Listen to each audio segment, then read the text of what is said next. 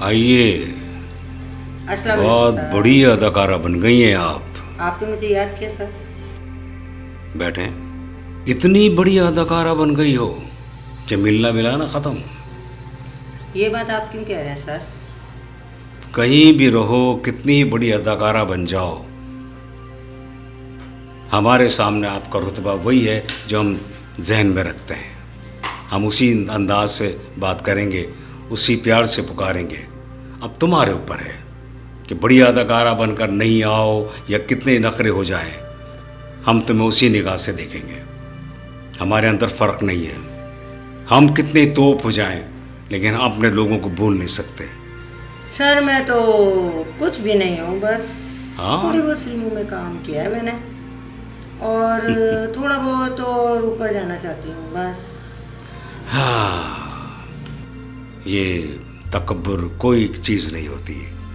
ये तकब्बुर उठाता है तो गिरा भी देता है। इस तकब्बुर के आईने में मत देखना अपने आप को, वरना और तकब्बुर हो जाएगा। हर चीज़ फ़ानी है, समझी? हर चीज़ फ़ानी है। उरूज को ज़वाल है, ज़वाल को उरूज है, तो उरूज को ज़वाल है। और बड़े बड़े लोग नीचे गिर गए, उनको ऐसा ज़वाल मिला है कि वो पहचानने से लोगों ने इनकार कर दिया है। बड़े नाम थे उन लोगों के, लोग बड़ी तारीफ़ें करते थे, पीछे भागते थे। हज़ारों लोग, करोड़ों लोग, लाखों लोग उनको देखने के लिए तरसते थे। फिर ऐसे ही तकब्बुर वालों के लिए अल्लाह ने यही बताया है कि इनको। अभी मेरी बात चल रही है बड़े प्रोड्यूसर डायरेक्टर से, शाहिद नूर से। वहाँ मुझे बड़ी फिल्म मिलने वाली है और अच्छा, बड़ी फिल्म मिल गई आपको? वाह वाह, कमाल है भाई। हाँ, खुशी की बात तो है, लेकिन तकब्बुर नहीं। हम तुम्हारी खुशी में खुश हैं, लेकिन हमने तो स्टार बनना है। तकब्बुर नहीं चाहते। हम क्या करें, बस पैसा कमाओ, पैसे से अपने आप को गिराओ मत। पैसे के बगैर तो कुछ भी नहीं होता, आपको पता है। तुम्हारी कामयाबी हमारे लिए खुशी है, लेकिन तुम्हारा तकब्बुर थोड़ी सी उड़ान बस हमारे लिए कुछ नहीं है, कुछ नहीं है, कुछ नहीं है। हम तुम्हें उसी निगाह से, उसी अंदाज से देखते हैं और कुछ नहीं। बस कितनी बड़ी आर्टिस्ट बन जाओ, इज्जत करेंगे, खुशी होगी। ऐसा भी नहीं है बस, लेकिन मैं कि आप एक बड़ी आर्टिस्ट बन गई, बनाऊंगी कि लोग देखेंगे मुझे, उसी अंदाज से देखेंगे। हम में फ़र्क नहीं आएगा। मेरे पीछे ना लोग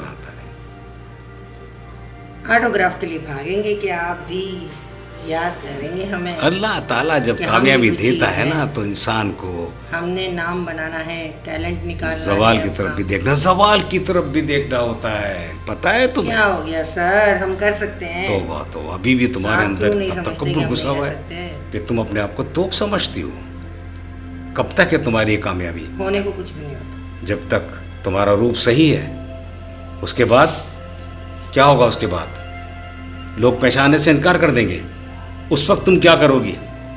क्या करोगी उस वक्त तुम, जब लोग तुम्हें पहचानने से इनकार कर देंगे? फिर कौन सी बड़ी आर्टिस्ट? मुझे और क्या चाहिए सर? कहाँ की बड़ी फिल्म है? हम आपको उस वक्त भी इसी निगाह से देखेंगे जैसे कल देखते थे, जैसे आज देखते हैं, और इसी तरह से हम कल देखेंगे। हमारे लिए तुम वही हो, एक हमारी आर्टिस्ट। उसमें ना हम ऊंचा समझेंगे ना नीचे। हाँ, तुम्हारी कामयाबी पर हम खुश हैं, हमें खुशी होती है कि तुम कामयाब हो। सम्राट से भी बात चल रही है मेरी, डांस को लेकर। बड़ी बड़ी फिल्मों में काम करूंगी मैं, और सारी हीरोइनों को किस तरह समझाएं आपको? कामयाबी के चक्कर में नहीं पड़ो, आप देखिएगा सर, ऐसा हो जाएगा कि आप अगर कामयाबी अल्लाह देता है तो और आजिज़ी आ जाती है। सर मुझे स्टार बनना है, और इंसान झुक जाता है, पैसा कमाऊंगी, और इंसान में एहसास पैदा होता है कि अल्लाह ने जो मुझे दिया है, मुझे इस पर तकब्बुर नहीं करना चाहिए, बल्कि आजिज़ी आनी चाहिए और लोगों के काम आना चाहिए, बस और कुछ नहीं। तकब्बुर तुम्हें गिरा देगा। तकब्बुर तुम्हें लोगों से दूर कर देगा। आप भी करें बस। तकब्बुर तुम्हें खाने नहीं देगा, तकब्बुर तुम्हें कहीं इज्जत से रहने नहीं देगा। आप सबको भी तुम गरीब समझोगी, आप भी हकीर बनाइए समझोगी, फिल्में। क्या होगा? मैं आपके साथ भी काम करूंगी, आप इस टेंशन में ना लें। अफसोस होता है, अफसोस होता है। जाओ बस तुम चलिए जाओ। ठीक है सर, मैं अब जाओ जाती तुम, शाबाश, जाओ ओके जी, जाओ बाय। बस। ऐसी कामयाबी जो इंसान को गिरा दे, अल्लाह ना करे। इतना गुरूर है, इतना तकब्बुर है। कमाल है, कमाल, हैरत है।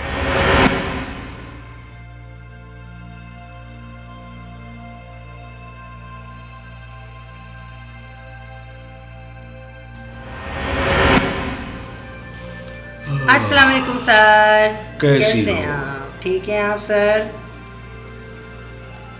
तबीयत बताएं आपकी कैसी है सर? आप ठीक ठाक हैं?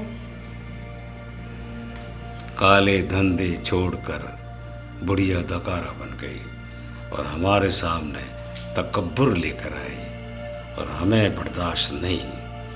हम सबकी असलियत जानते हैं, और असलियत उन्हीं की ख़राब होती है जो औकात भूल जाते हैं। इज़्ज़त जिनको रास नहीं आती है। इज़्ज़त के लिए जो इंसान कमाता है, उसकी इज़्ज़त हमेशा अल्लाह ताला रखता है। और जो अपनी कामयाबी पर इज़्ज़त भूल कर हाँ सर। तकब्बुर हासिल कर लेता है, तो फिर अल्लाह ताला उसको गिराता भी है, और हम जैसे लोग उसको लाइक नहीं करते, बिल्कुल पसंद नहीं करते, चाहे वो हमारा कितना ही करीबी क्यों ना हो। सर मुझे देखो ना, गुरूर इस तो नहीं महीने है, आप ऐसे बोल रहे हैं। वीगो का माल ट्रक में, ट्रक का माल जी। वीगो में, और पकड़ने वाला कोई नहीं है। मैं हूँ वो शख्स जो एक नहीं, दो नहीं, बल्कि बेतहाशा लोगों को पकड़ सकता है, और पकड़ूंगा। ये मुझे जो मिला है काम करने का अंदाज, ये मेरे वालिदैन की तरफ से, मेरे ख़ानदान की तरफ से है कि मैं कुछ भी हूँ, लेकिन इन लोगों को नहीं छोड़ूंगा जो स्मगलिंग करते हैं, दो दो पैसे लेकर लोगों की इज्जत खराब करते हैं, अपनी इज्जत को बड़ा समझते हैं। दूसरों की इज्जत खराब करके अपनी इज्जत को बढ़ाने के लिए ये करप्शन करते हैं, स्मगलिंग करते हैं, काम नंबर 2 करते हैं, लोगों से फ्रॉड करते हैं, धोखा देते हैं अपने आप को बनाने के लिए। समझ में नहीं आता है कि एक इंसान है, मैं भी हूं, क्या मैं नहीं कर सकता? मैं नहीं कर सकता, इनसे ज्यादा कर सकता हूं, लेकिन मेरे अंदर जो खून है मेरे आबा व अजदाद का, उसने इसकी इजाजत नहीं दी है। और इसीलिए मेरे बाबा का कमाया हुआ भी और मेरा अपना कमाया हुआ भी सब जायज़ है, हक हलाल है। और दूसरी बात कि अल्लाह ताला हक हलाल की कमाई में इतनी बरकत देता है कि इंसान सोच सोच कर परेशान हो जाता है कि कहाँ से लाया हूँ मैं इतने। बरकत मिलती है अल्लाह से, रिज़्क़ हलाल से, और उसके साथ साथ मेरे घर का हर फर्द खुशहाल है, सेहतमंद है। और जो उल्टे धंधे करता है, काले धंधे करता है, वो इस पंजतन पाक से नहीं डरता, वो सिर्फ अपने आप से डरता है, अपने पैसों से डरता है जो आज हैं कल नहीं हैं, और जिसको हासिल करने के लिए वो करप्शन करता है, फ्रॉड करता है, धोखा देता है और खुश होता है ये पैसे मेरे हैं।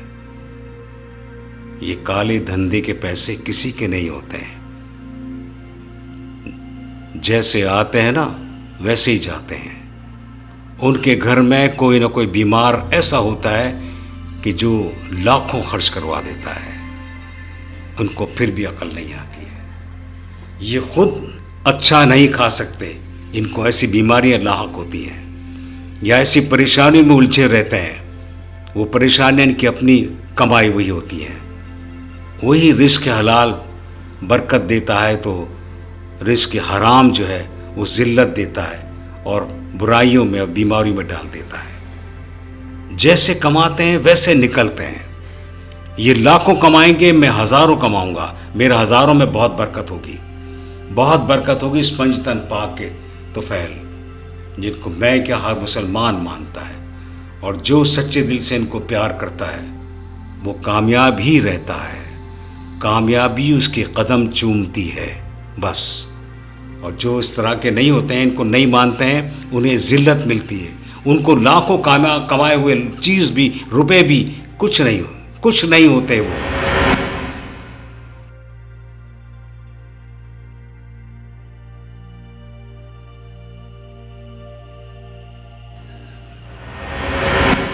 सर गार्ड क्यों खड़े किए आप? ये गार्ड इसलिए हैं, कुछ खास वजह? जी। ये जो ख़ास वजह है ना, वो ये है कि यहाँ पर बहुत मशकूक सरगर्मियाँ हो रही हैं। अच्छा सर। मेरे इलाके में मुझे बदनाम करने के लिए कुछ ऐसे लोग ऐसी मशकूक सरगर्मियाँ कर रहे हैं जो मुझे नुकसान पहुँचाना चाहते हैं। अच्छा सर। और मैं जानता हूँ वो कौन है और इसीलिए मैंने गार्ड खड़े किए हैं। अच्छा। मैं डरता किसी से नहीं हूँ, लेकिन अपनी इज्जत से बहुत डरता हूँ। ये जो मशहूर सरगर्मियाँ करने वाले लोग हैं ना, ये मेरी साख को, मेरी इज्जत को नुकसान पहुँचाना चाहते हैं। सर जी।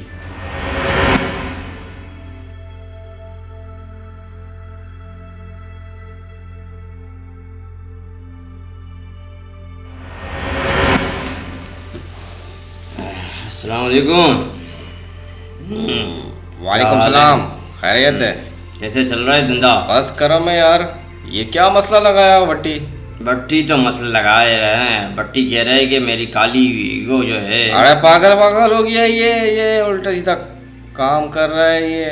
देख, वो जो इल्ज़ाम तेरे पे धर रहा है तो कुछ सबूतों के साथ अब ये मसले मसाइल चल रहे हैं कि वो कह रहे कि इसके इलाके से मेरा माल चोरी हुआ है और वो कम नहीं है, पूरे 8 करोड़ का माल है। वो माल का कुछ ना कुछ तो सुराग वो लगाएगा ना अपने तरीके से। मैं इसलिए कह रहा हूँ कि ज़रा सा तूने जो भी किया मुझे इससे कोई नहीं, लेकिन ये है कि ज़रा देख के ज़रा काम करना, ज़रा देख के।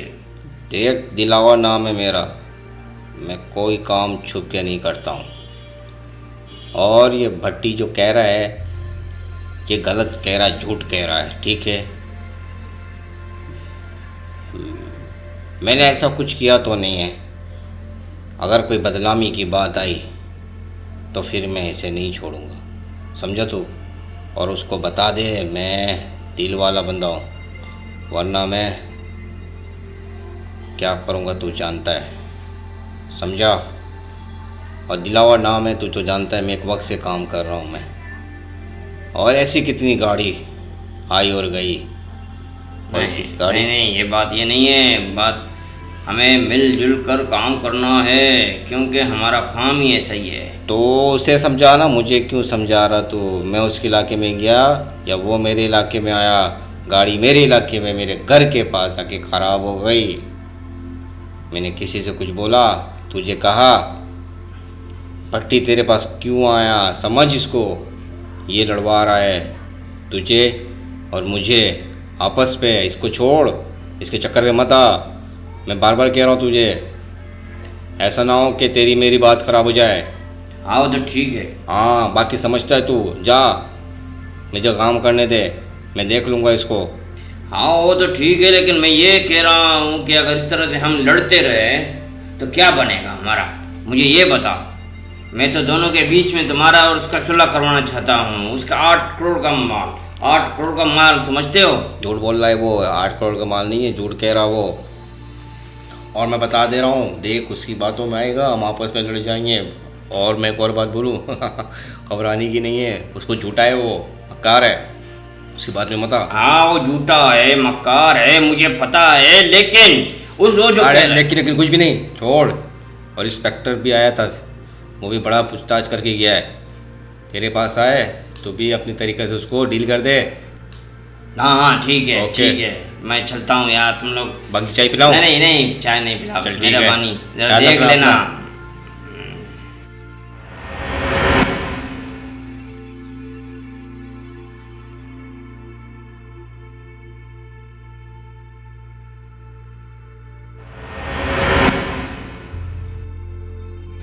अस्सलाम वालेकुम।